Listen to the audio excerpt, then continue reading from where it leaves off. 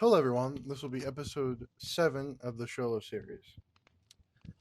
I'm happy to inform you all that there's been progress made outside of Sholo. Why is this good and what benefits does this have? First, it'll be confirming a few questions from one individual and also be confirming that there is expansion outside of Sholo and that there's more of a world out there than there is in Sholo. Of course, I don't want to skip over any of the aspects and the insight inside of Sholo, of course. So this will be indirectly or directly um, regarding the topic or somehow being associated with Sholo. First place we'll explore is the mine shafts, the gold mines that Sholo currently possesses or controls. Now, this is a growing business, but it's also being worked on. So it's a new industry within their economy. There's not exactly an entire like labyrinth or system of mines yet, but they have been quite lucky with this business. So to confirm, this gold is refined, turned into currency, or shipped off and in packages, of course, to merchant ships that will go to other cities to sell the gold and bring back money from other parts of the country. Since this is a growing business and it's just beginning to thrive, Sholo will also have quite a few problems that they'll have to work on eventually. Out of one of those industries, there is also another industry that's becoming more popular amongst the people of Sholo, the lumber and timber uh, industry. Currently, this is very underdeveloped, but it's beginning to become a more prominent business. Wood is a commodity in the desert, and having wood means that you have access to pretty much anything. And Sholo is just starting to exploit this resource. So expect new expansions or updates with this. Out of the many industries, there's also quarries. And these quarries have been used for decades now, since the beginning of Sholo. And this quarry was used to build the walls that currently stand today in Sholo. A lot of large amounts or copious amounts of materials was extracted from this mine. But over time of being overused, it flooded and it became unusable.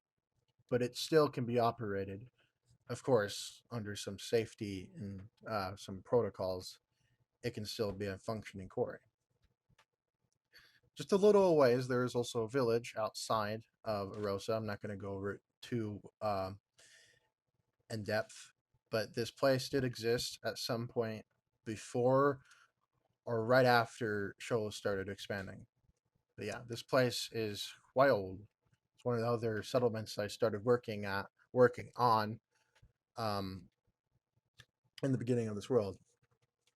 And for the next part of this tour, I'll be showing of my progress. I have also introduced a new faction. These people are not exactly developed, neither are they uh, a threat to anyone. I mean, they are small and relatively their population is, uh, well, how can I put it this? And it's underwhelming. But they still produce resources and products, and they give Sholo another trade and export. So these people produce apple cider and alcohol and beverages that are produced from the apple itself. I haven't built all the current industries that they currently have built at this moment, but I have included a few locations that this faction currently controls. The first location is their village. This is the only village that's prominent and also has one or two more industries. They produce wool here, and of course, without sheep, you don't have wool. Um, but they get most of their more important resources from Sholo itself. This is the chieftain, or the chief of this village. He represents the people here. And of course, they're doing some, business talk. And over here, we have a man collecting some apples. A little ways outside the village, we also have a storage house of course, what do you expect? Apples and other things. And as we continue on outwards, we will find ourselves at a homestead.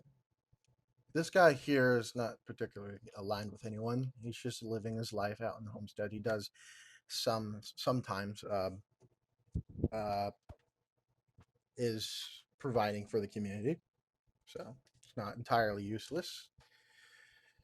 And right next to the homestead, we have the Manor's house. This is the guy that controls the Red Mountains. He's the current owner, and he possesses all the lands around, specifically the Red Mountains. But of course, um, it's not without its limitations. Of course, he can't own it directly because Sholo somewhat owns some of his properties.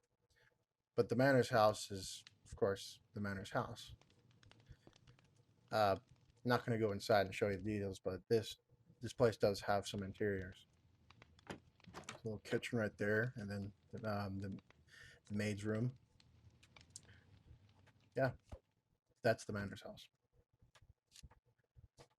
There will be another place that is currently still being worked on, but another place outside of Sholo. I'm currently working on a hamlet over here. These people will be probably mostly uh, fishermen or miners. The village will be probably, I'm aiming for like a 20 house, maybe 25 houses for the village. It'll be one of the more populated places. But Sholo does directly control this settlement. And, well, as the economy is growing, you would expect that there would be trade routes through the Sholo and around Sholo's territory. And there is quite a few trade routes. Some that are worth mentioning is that there's a trade route that goes through here both ways, to another village, a little, it's a few hundred blocks away from Sholo, but it's quite a vast distance. And this place is a direct colony. It's one of the other signs of expansionism that Sholo has definitely been deliberate about. Um, we're going to go there now. And this was one of the first places outside of Sholo, that was directly recognized to be a part of Sholo's territory. This is the farthest reach that Sholo has, and is still in the works of becoming its own city. Right now, it's quite like small and underwhelming, but this place will be a very prominent in the future and will have a heavy impact on Sholo in the near future. This place was collaboratively built with my friend. Um, we did a lot of things here, but if there's a few parts that were built by me, specifically this little house right here, this one right here as well. Well, that was worked on by my friend, and then we have these houses over here. All of this was worked on with my friend. We also have a quarry over here. It's where they store their resources. And another quarry over here. Most of the detailing was done by my friend.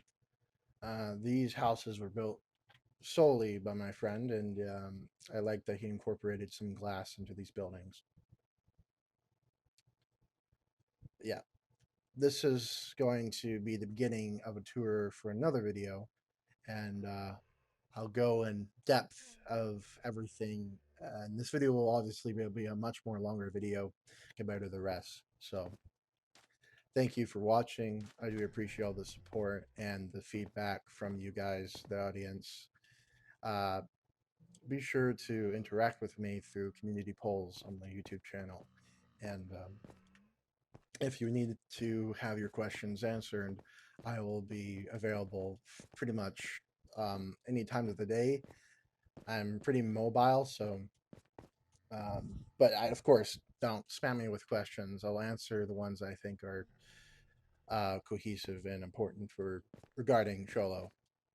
But yeah, thank you for watching.